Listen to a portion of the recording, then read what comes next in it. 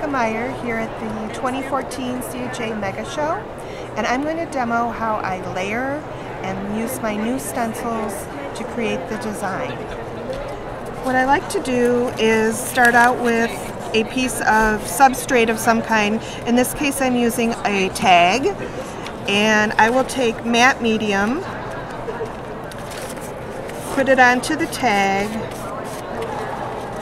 and adhere that and trim around the tag to end up with something like this.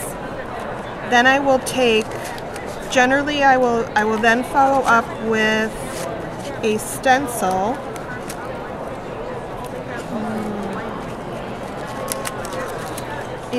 And I using today heavy-bodied acrylic paints.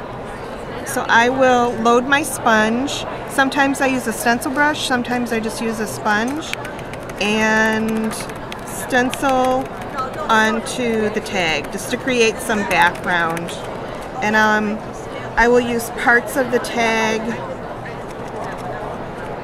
to create my designs. I'll use partial pieces of the stencil and also the overall design.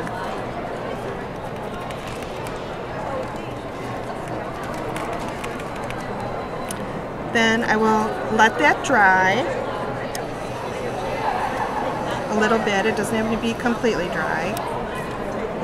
And then I will come back in with my acrylic inks. I like these because they're an acrylic, but they also have an ink-like consistency. So I will again take my sponge and just kind of rub and antique this a little bit, maybe just a partial amount of it, and then I'll come back in with the, I also like that they're in the little ink daubers, and then I will just make some lines, runny lines, just kind of let it go over the tag, and then I will use a paper towel to come back and blot it.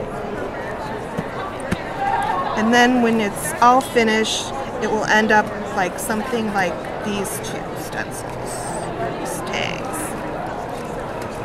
And then I also use the same concept to do chipboard. I do use it to do background journals and my backgrounds.